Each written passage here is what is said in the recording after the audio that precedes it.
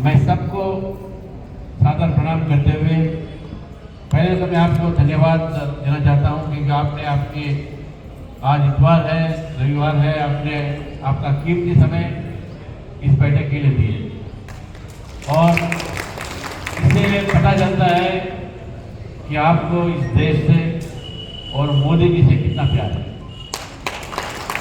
मैं जानता हूं कि आप लोग कई सालों से यहाँ पर भारत के विभिन्न प्रांतों से यहाँ पर आकर बसे हैं।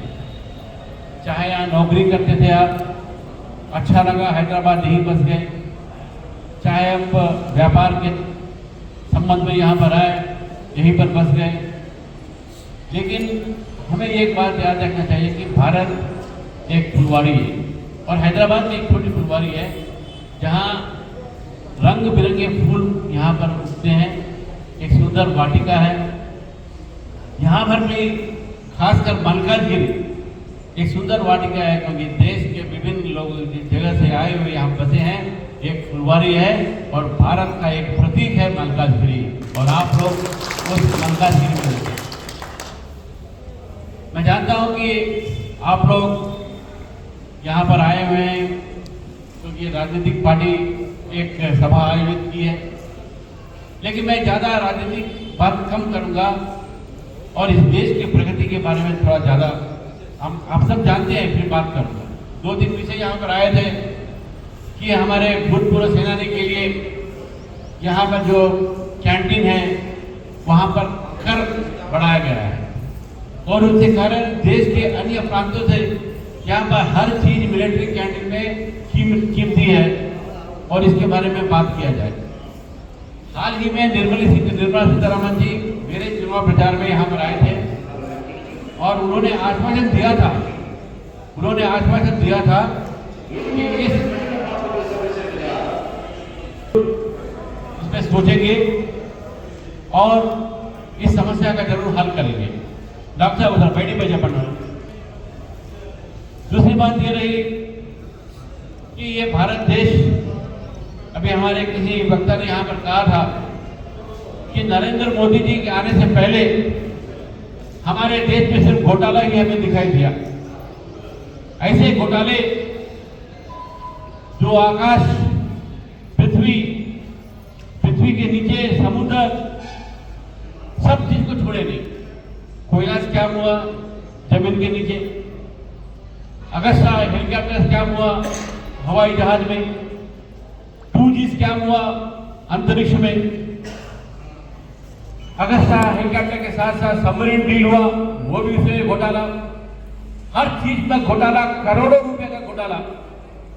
आपको याद होना चाहिए जब बोफर्स के जो घोटाला बाहर आए थे तो सिर्फ 80 करोड़ का था और कांग्रेस के सरकार, यूपीए सरकार 10 साल के शासन में 80 लाख करोड़ का घोटाला हुआ है। ये बात सोचने की बात थी। इसीलिए देश की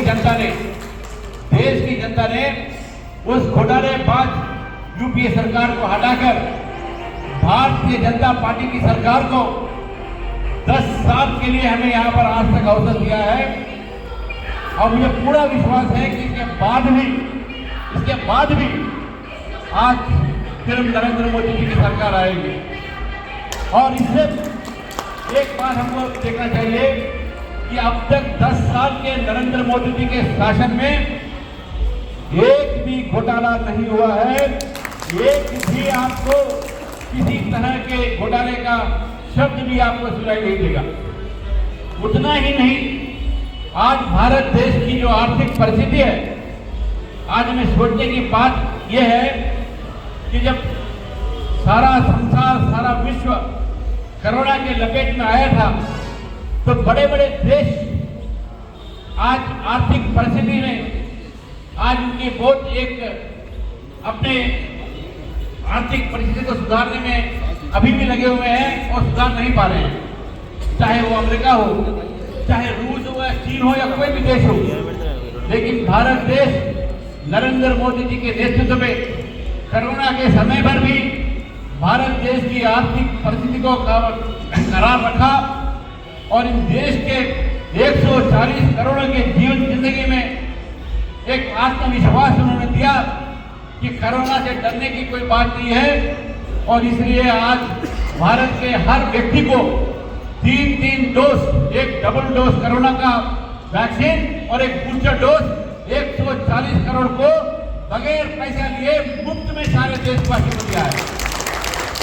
उतना ही नहीं दोस्तों, ये हमारे देशवासी को नहीं, कम से कम 55 देशों को हमने मुफ्त में वैक्सीन दिया है, सारे देश विदेश में, सारे विश्व में। ये भारत की आज एक पहचान है।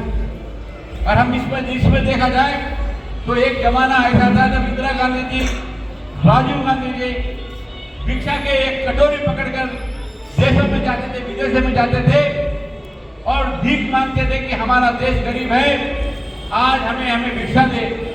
लेकिन आज परिस्थिति नहीं है। आज हम विश्व के सबसे 5वें बड़े आर्थिक संस्था में हैं और सबसे 5th लार्जेस्ट इकोनॉमी आज भारत देश है।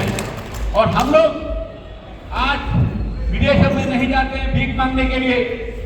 हमने खुद 50 देशों को हमने आज भिक्षा दी है। वो उनको हम उनको आपत्ति से बचा रहे हैं, उनको हम हमारी राशि दे रहे हैं ताकि वो भी डेवलप हो जाए। आज वो है भारत की स्थिति।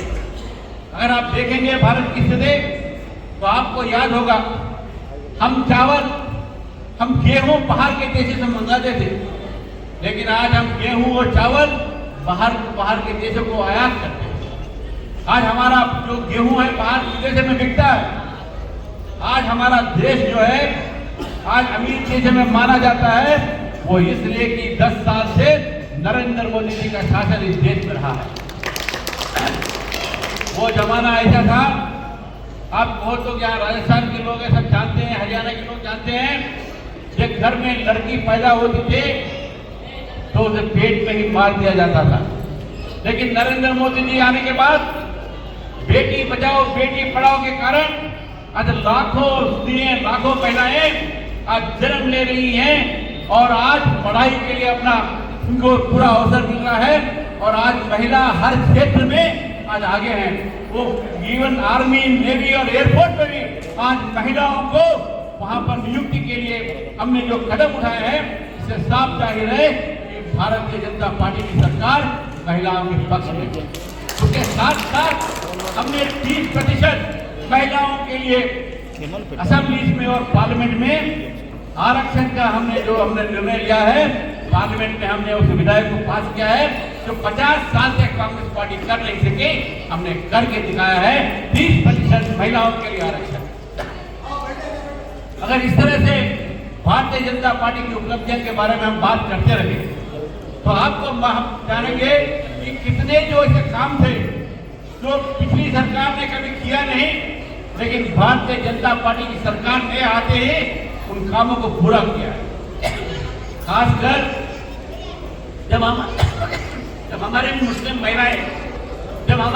महिलाएं ट्रिपल तलाक से तलाक कहने से तलाक मिलता था और वो कोर्टों के चक्कर लगाते न्याय के लिए घूमते थे, तो नरेंद्र मोदी ने कहा कि हमारे मुस्लिम महिलाएं, मुस्लिम बहनें इस तरह की स्थिति को क्यों वो उसका सामना करें, उनको न्याय मिलना चाहिए। इसीलिए ट्रिपल तलाक को हमने हटाकर आज मुस्लिम महिलाओं को हमने न्याय दिलाया है। इसके कारण करोड़ों मुस्लिम महिलाओं को आज इसके कारण न्याय मिल रहा है। आप जानते हैं कि आर्टिकल 370 जो जम्मू एंड कश्मीर का एक अनुच्छेद था, जो बड़ी बाधाकरण थी बात हमारे देश के लिए, और कांग्रेस वाले कहते थे, फारूक अब्दुल्ला कहते थे, अगर दम है तो हटा के देखो आर्टिकल 370 को। दम है तो क्या, हमने पार्लियामेंट में सबके सामने 370 आर्टिकल को हटा दिया है इस देश के कानून से। और आज कश्मीर प्रगति के राह में। आज कश्मीर के युवा के हाथ में पत्थर नहीं है, आज कश्मीर के युवा के हाथ में डिग्रियां हैं। कश्मीर के युवा के पास आज नौकरियां हैं और कश्मीर का नक्शा बदल गया है। कश्मीर के लोग आज समझते हैं कि भारत भी मेरा देश है, हम भारत के साथ रहेंगे, पाकिस्तान के साथ नहीं जाएंगे। ये अलगवाद की वाणी आज कश्मीर की आजादी में नहीं है। इसके साथ साथ मुझे याद है आज भी जब कल्याण सिंह की जब सरकार थी, उस समय 6 दिसंबर को 1992 में जब बाबरी मस्जिद का ढांचा गिराया गया और रामलला मंदिर के लिए